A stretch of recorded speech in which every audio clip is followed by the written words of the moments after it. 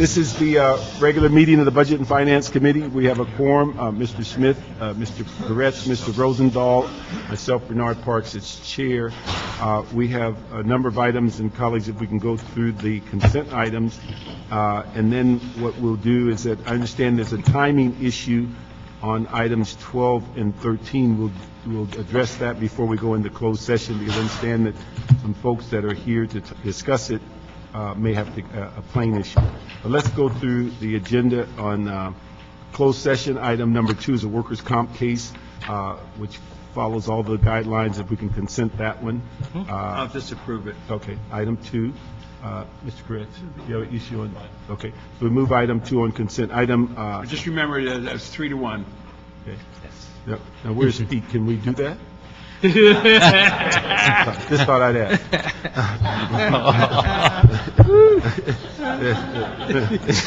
All right, let's go to consent items. If we can move 5 and 6, and as we remember on those 2 items, if you want to talk about the substance, we have to go in closed session.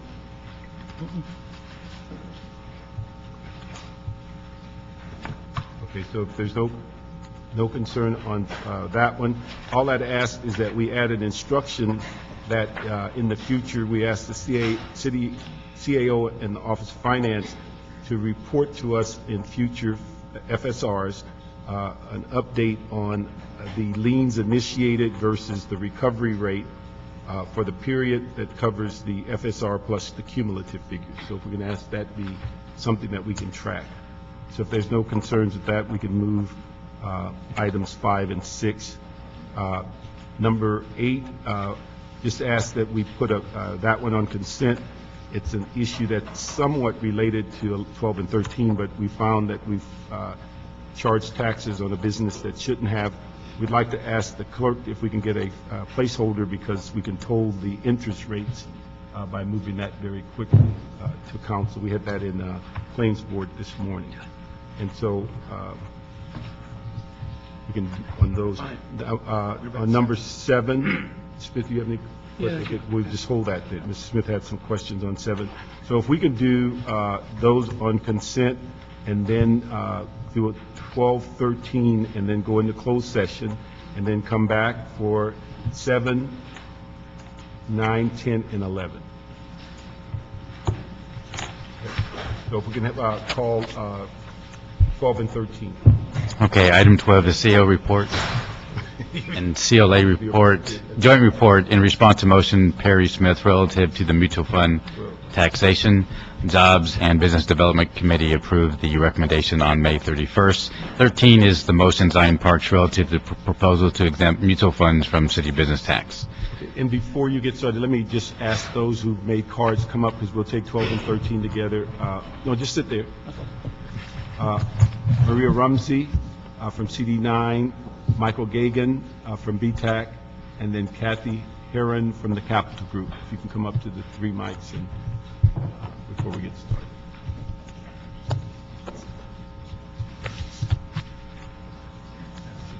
Sure.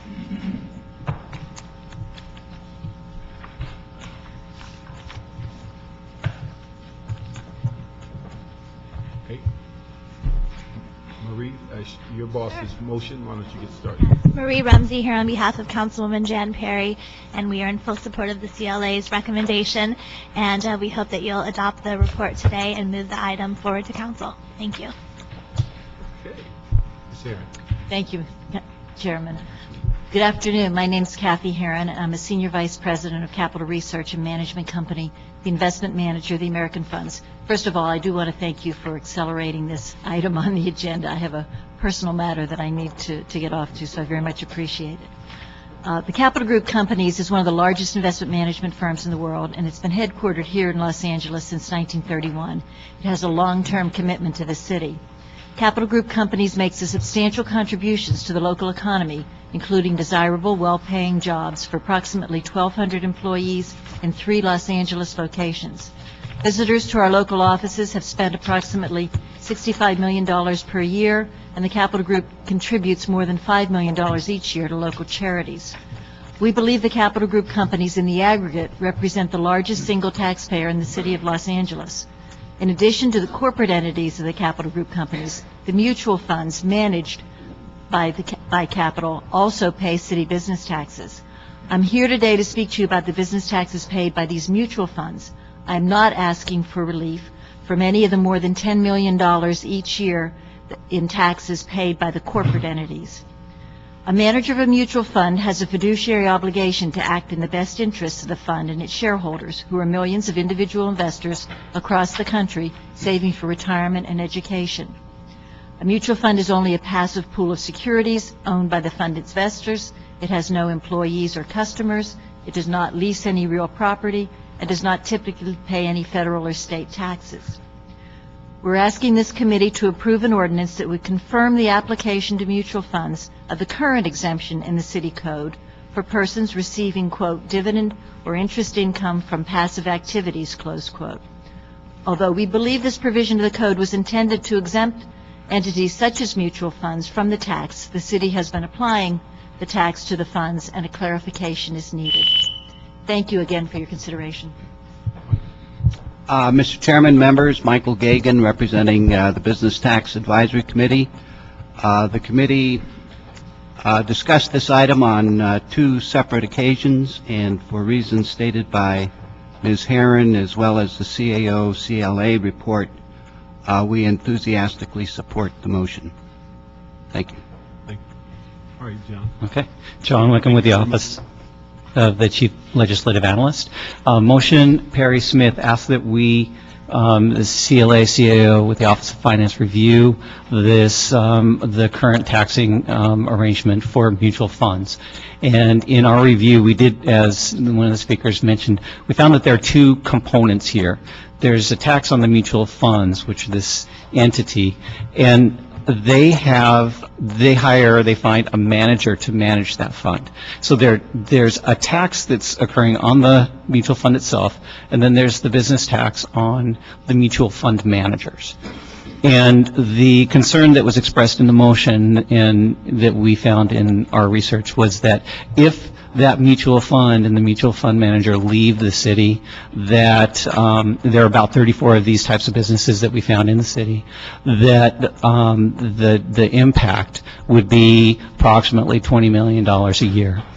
If under this proposal, the tax on the mutual fund piece were removed, the managers would still stay, they would still be taxed under the business tax system, and it would be a much lower impact. It would be the maximum from the last 3 years that we've seen in tax payments was $8 million.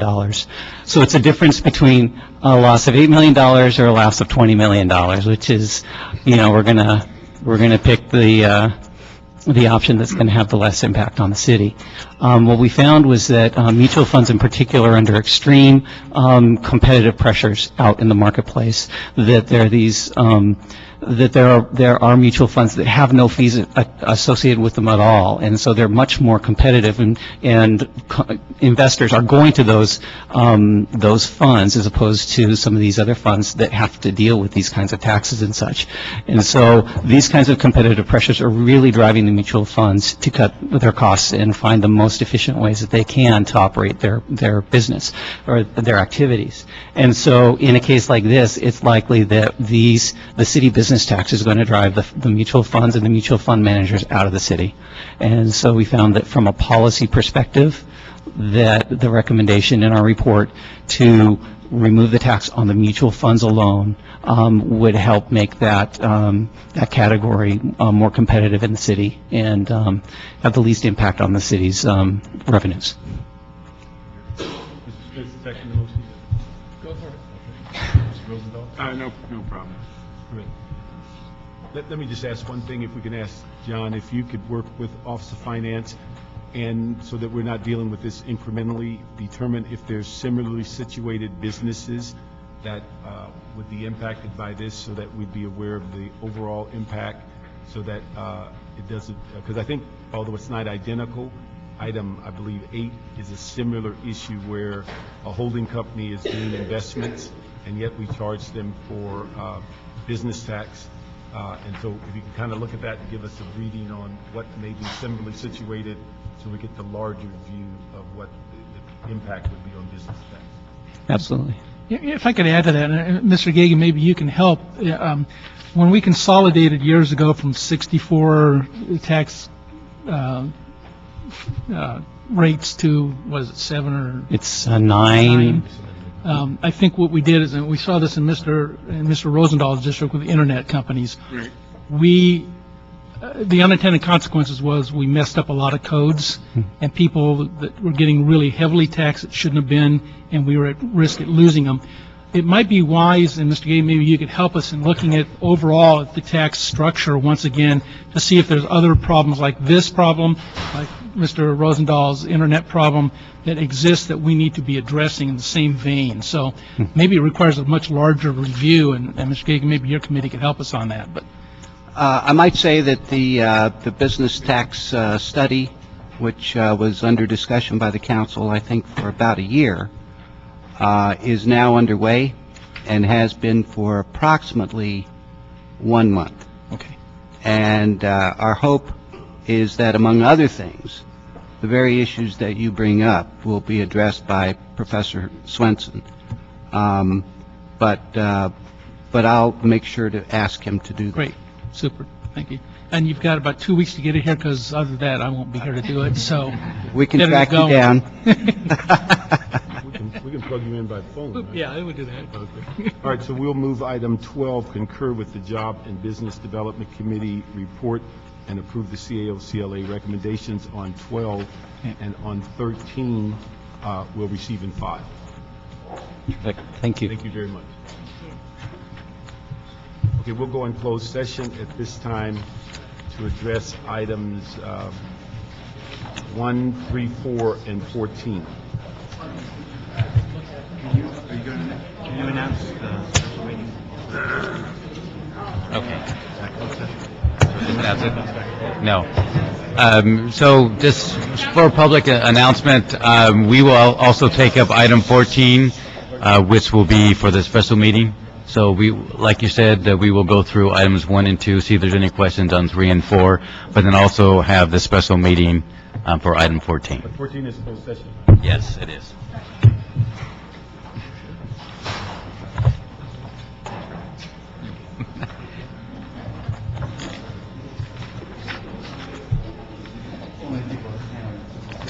Recommendations on May 4th.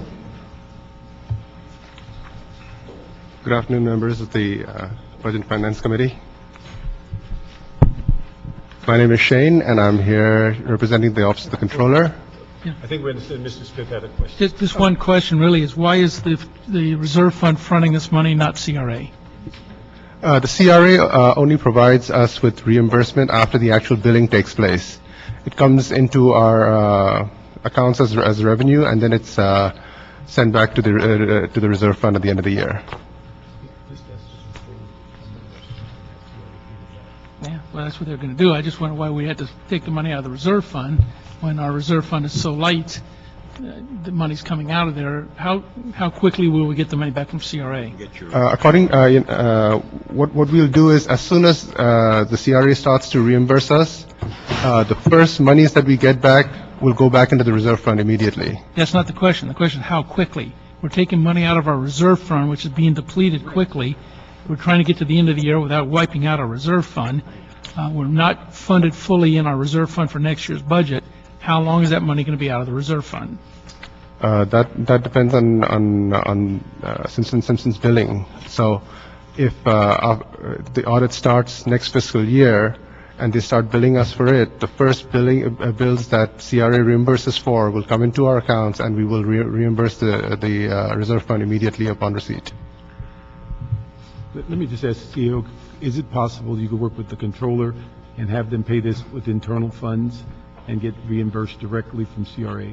Because we've rolled over funds 2 years in a row to their contract services, and so that we do not have to impact the reserve fund, that they could do it within their own internal funds? Yes, we'll look to see if we can look at a different mechanism, yeah. Okay. So that would be the request, that the controller resolves this with their internal funds and get reimbursed directly by CRA. After we get our funds bills reimbursed, we still, we would still need an appropriation to bring it back into our budget. Would, Okay, we'll work with the CAO on We'll that. work Yeah, on it. we'll, Yeah. Can we make a We'll loan figure from it- the we'll city figure it. attorney? No?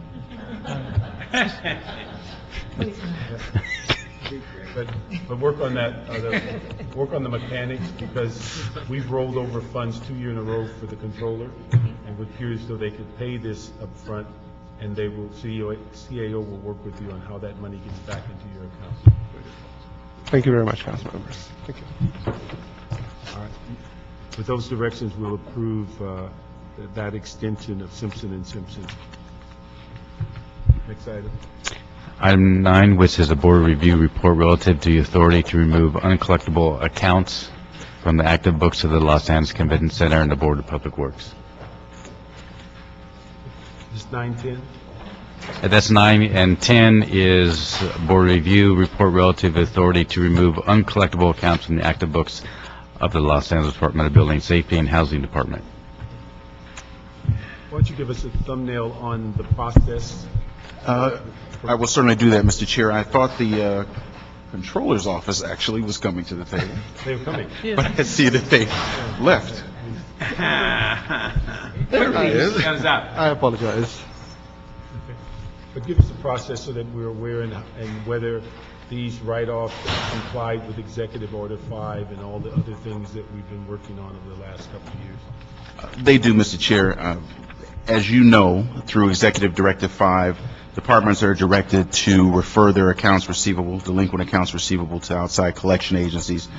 There, they are maintained and worked for 1 year, and at the conclusion of that 1 year, they're returned to the departments with a status update, that meaning whether or not they're collectible or not.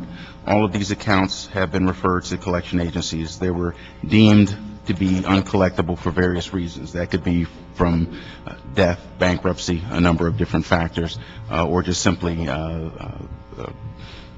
noncompliance from the department. And when that occurs, there are negative credit reportings that occur.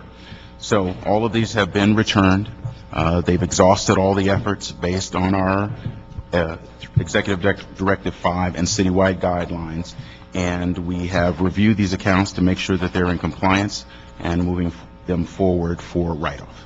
And these have all gone to our primary collection agencies? I'm sorry, I beg your Have they pardon. gone to our primary collection agencies? That is correct. Okay. And then the other issue is that, is this the last step before they're sold as debt?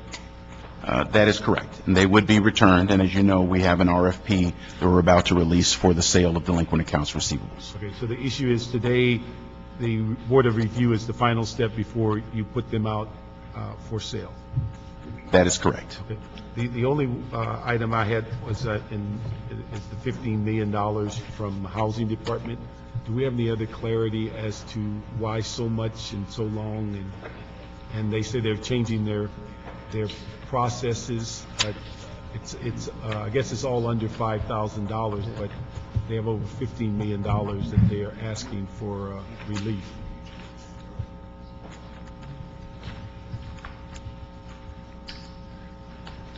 I believe the issue is that the department had some trouble identifying the owner at the time the bill was issued. So the bill got issued and the invoice got issued, and there was a change of ownership. There was no way for them to track it. Since 2010, the department assures us that they have been very aggressive in their collection practices, and also that they have a new system in place that basically has improved their collections. I just have a concern how long it would take you to figure out you weren't contacting the right people, that you would accumulate $15 million worth of debt that you can't collect before we started working on a new system. Is anybody here from housing? There is, I believe.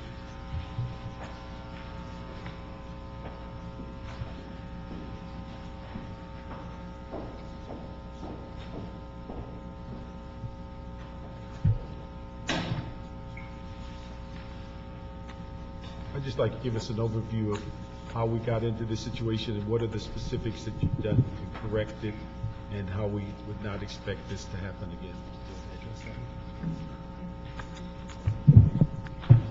Hello, Greg Kong from Housing Department.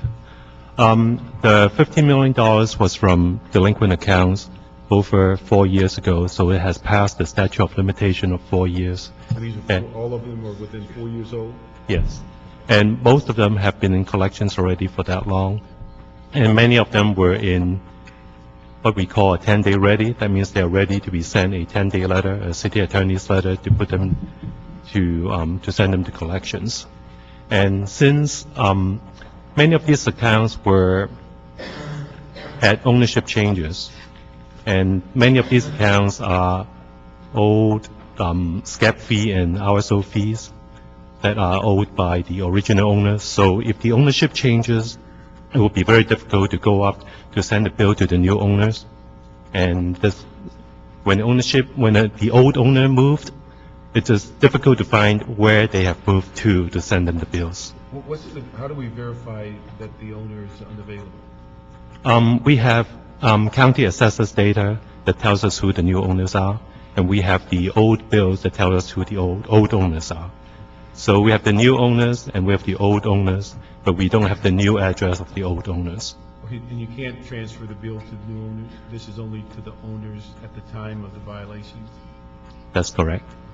And then on the issue of the $15 million, what have we done? What's in place now that helps us correct this at this time?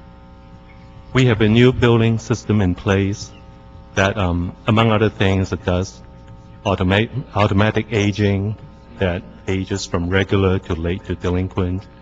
And we have online payment in place that allows owners to go online and pay and get registration certificates. And we have a process in place that that allows us to look at these delinquent bills on a monthly basis and then follow the policies and procedures of Executive Directive 5 to send them to move them from regular to late to delinquent to 10-day to collections, and then the second collections before the write-offs. Okay, and so our expectation is we'll always have bills that we can't collect, but we will not have this volume in the future. Correct. This $15 million is to catch up for many years of past delinquent accounts that has been sitting with us, and it's an effort of the department and the city to try to clean up accounts before the FMS system implementation. On an annual basis, how are you doing with collecting on debts to us? This is just accumulated. We don't do it every year, or? We do have our regular fees that are annual basis, RSO fees and SCIP fees. The regular fees, we have very high rate of collection, 93 to 94%. Majority of our account receivable that you see are the penalties. For late payments, we have 100% to 250% penalties that enforces our regular fees. That is the result that people come back and pay us our regular fees, but they're hesitant to pay in full the penalties. So what percentage of this debt is our total payments that we should get? Is this on an annual basis? How is the department doing in collecting debt generally?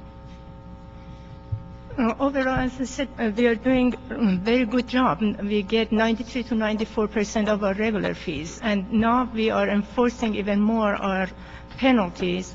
We came to the council last week. It was approved to amend our ordinances to reduce the time that it takes.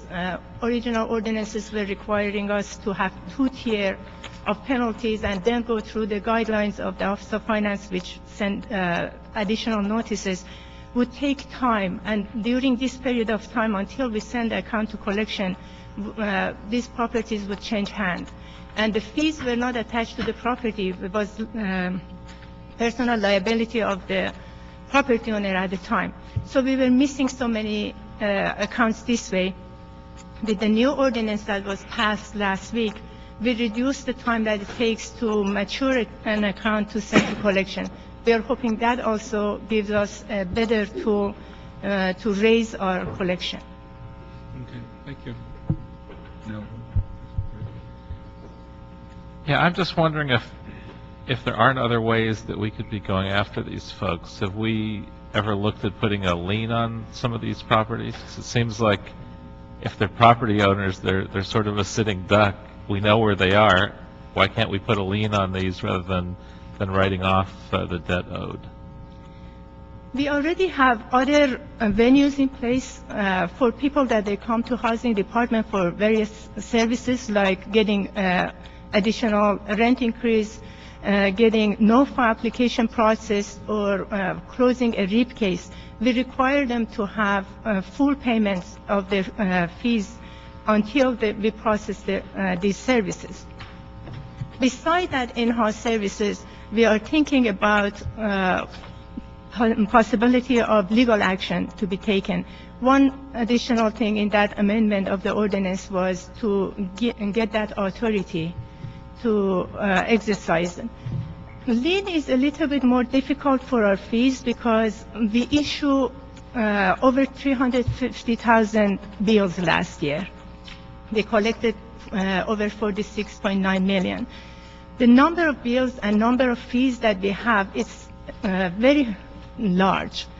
And attaching liens to these properties for individual invoices, it's very costly for aspect of additional staff we need to do that. And lien is not very feasible for us because of the volume of the invoices that we have. So if someone owes $4,000 and instead of writing this off, we decided to put a lien on their property, what would it cost us to put a lien on that property? The staffing cost, because as I But mentioned, what is not that- one invoice. If we Have we file done that one lien- analysis to actually figure out that it would cost us $1,000 or $3,000?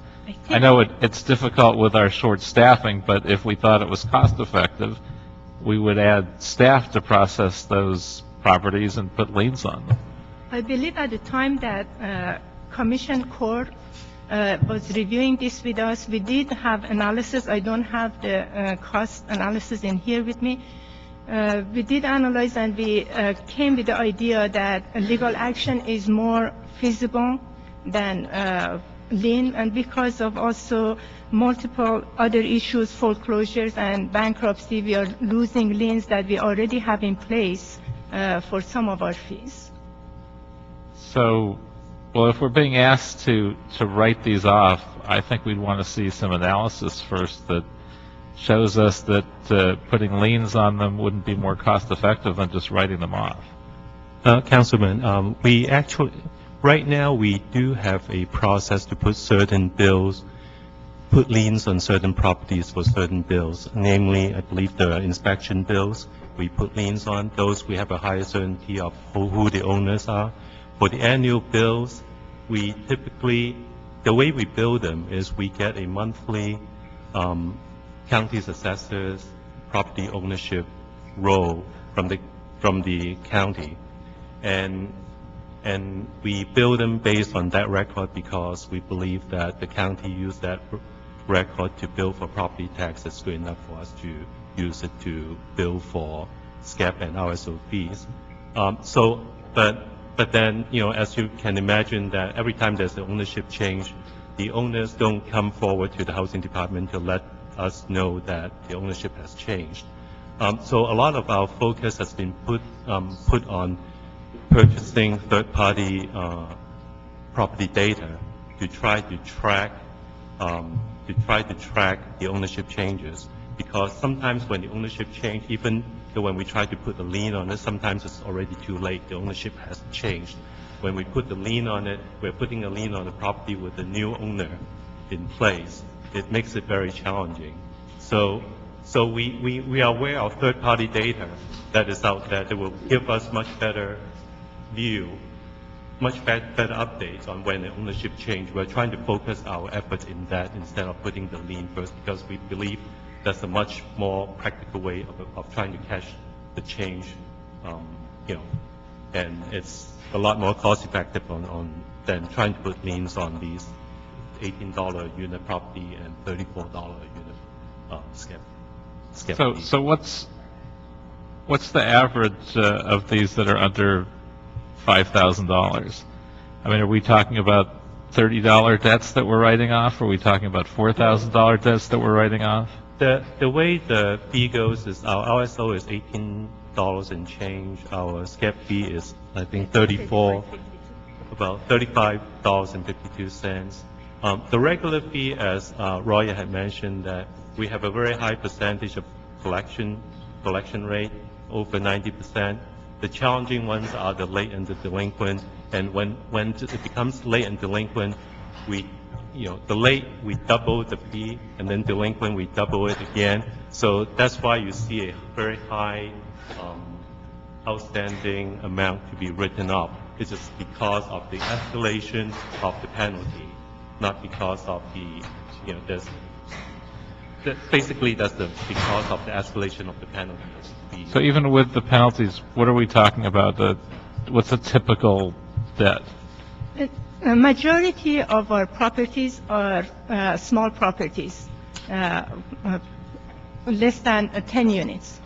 The accounts that you're looking at are the larger properties that have over 100 units that you will see the bills add up to over 5,000. Majority of the bills that I look at for delinquent are under $1,000. So are most of these that we're talking about $100, $500? Varies, depends on number of units in the property. As Mr. Kong mentioned, our fees are small, but if the property is large, having over 100 units, then it becomes big. Otherwise, the bill that goes out for a duplex, it just consists of a couple of hundreds. So it's so small that the effort to actually do these liens Besides doesn't that, match what you're talking about if you're only talking about a couple $100. Majority are small properties. Besides that, they get variety of different bills, and then for each one of them, if you go to file a lien, in 1 year you might have to go file a lien on a property several times, because they might get a lien because non-payment of annual bill, and then they get another inspection fees, and then they will get another RIP fees, and so for each one of them, going back and issuing another lien or adding them to the lien, it's multiple bills for one property in 1 year. Now, could we be doing liens when they've had multiple violations as you just described? We can explore that to see if we can apply it to larger dollar amounts in the bill, or property owners that possibly have multiple violations. We can explore that. And are there other city departments that do a lot of liens that we might be able to work with to somehow make this more cost-effective and avoid duplication? I talked to a couple of other departments that they do have it, but they do have very limited number of bills that they issue. And as I mentioned, the volume of bills that we have is much larger than theirs. I will explore additional departments to see if they are handling it that way.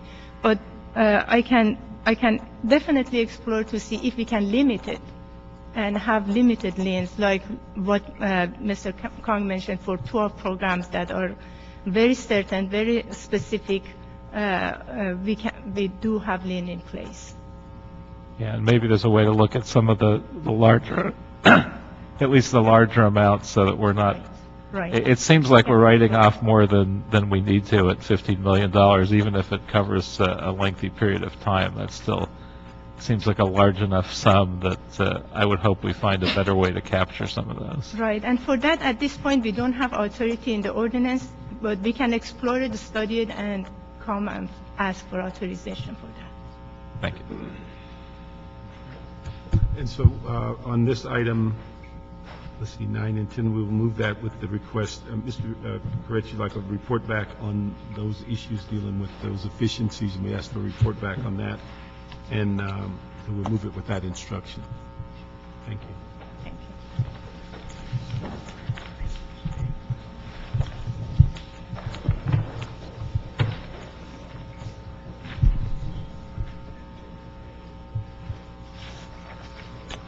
All right, that takes us to item 11, which is a housing authority and City CIO report relative to request to waive the sums accrued by HECLA for payment of in lieu taxes. These are also referred to as the pilot fees.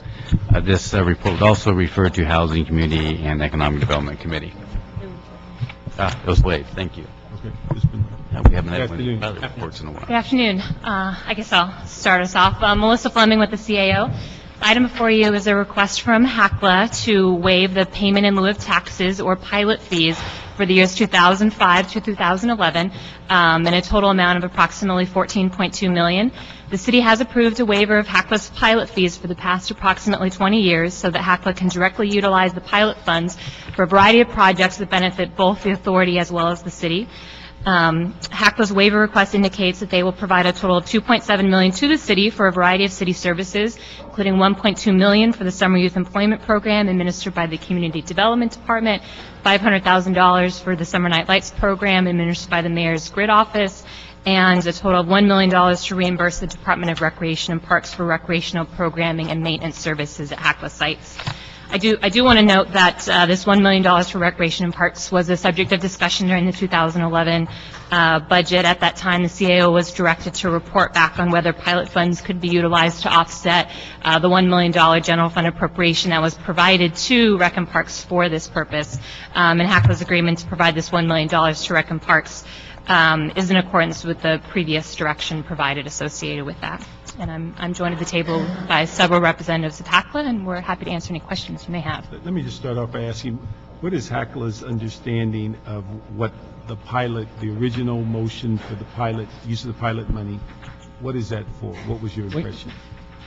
When you say the original motion from council? Mr. Savarnes did a motion several years ago that said that instead of the waiver, that they would basically allow the pilot money to be used, but he gave some specific directions on it. Actually, I'm familiar with the original motion. I'm more familiar with the motion when you've been involved with which was the focus on infrastructure services. Okay. We tried to capture that theme, and I think the way this committee got involved is around 2003 or 4 when HECLA ended up with a cooperative agreement to actually fund police overtime. And the concern we had was police overtime, police were basically saying they weren't going to go into housing development without the overtime, and I thought at least that was inappropriate, being that they were part of the city. And so since 2005 or so, we've actually asked the general manager to come to budget hearings and give us his perception on how these funds were used. So I'm a little surprised that they've not been used since 2005, because each year the general manager showed up and gave us some idea of what the department was thinking about. So that's some of the inconsistencies that I'm trying to get. Yeah, I can't answer. We did find documentation that started talking about how to solve a 2-year plan in 2005, 2006. Why that didn't necessarily get forwarded, I don't know. Everybody at the table has less than 3 years of experience at HECLA. And we do know that last year we started circulating something that we were going to try to tackle infrastructure problems. But I can't really answer about the inconsistencies. Let me ask the CAO, who's, let's see, the oldest person in the room here. What is your remembrance about, have we ever filled the budget gap of HECLA with general fund money? That's one of their requests. They're saying fill a $5 million budget gap. I don't recall. You know, I recall your discussion back actually when I was doing the FSR on the money now they're going for police overtime. Yeah. But then everything sort of seemed to drop off the radar.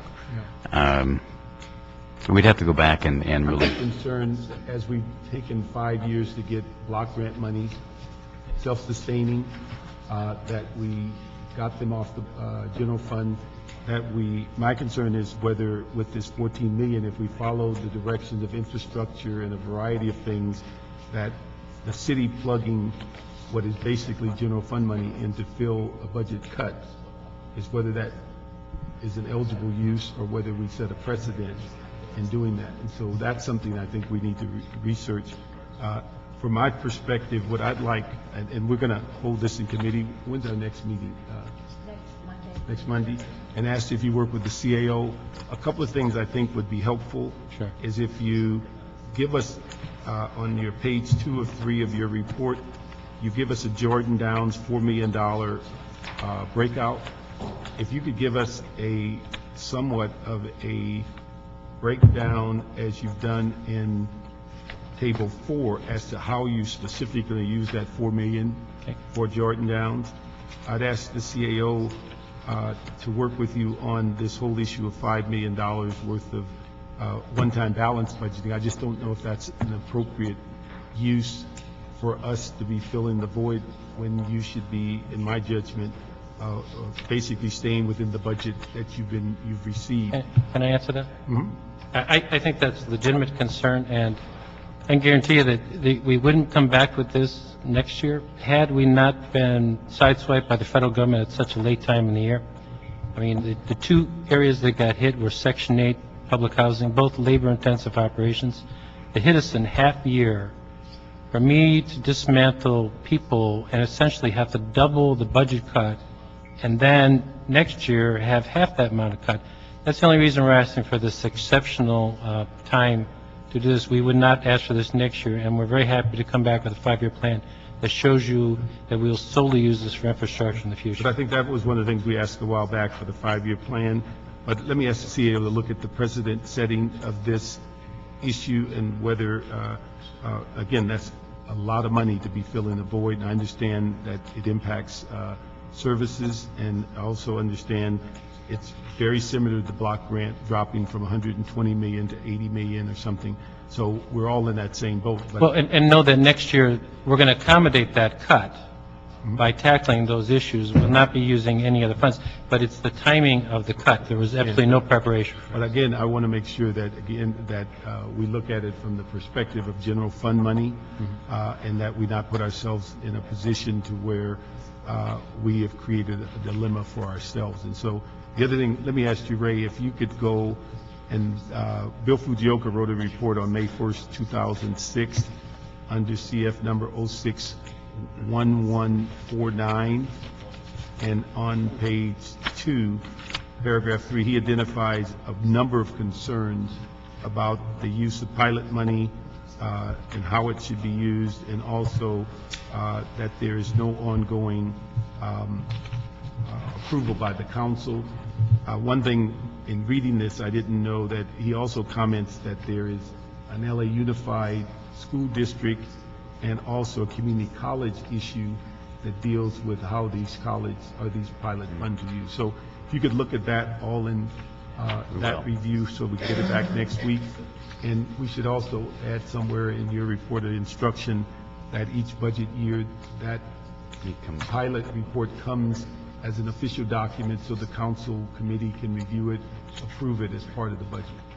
So if you can look at those things, but again, my big concern is the $5 million for general fund, us filling that void. I just don't know if we can support it. I appreciate the jumping on board on the youth employment, where people within the housing development are going to get about 600 jobs. The summer night lights, the Rec and Park issue is certainly something positive. We got Mar Vista getting an additional summer program. The capital projects, as stated, the 2.4 with the sidewalk. This is what we thought was going on every year anyway. The Jordan Downs, I'm not really clear on what that $4 million, and then we really need a great deal of explanation on the $5 million for closing the gap, and then that instruction that we get something each year. So colleagues, any other questions on item 11? And one other thing is, and you've listed on one of your charts about 15 or 14 different locations on table 3. Let me think of that. On table 4. I'm assuming this isn't all of the Hacala properties in the city. These are the larger developments, that's what I'm assuming? That's, how many is that? That looks like all the public housing sites. Public housing. Right. Yeah, public housing sites. But the pilot money is not, if I understand, is not limited to where you can't use it on other Hacala properties, even though they're not the issue of these large public projects. My understanding, you could use it if there is a need for sidewalks or other kinds of activities on smaller pieces of property. Is that Yes. true?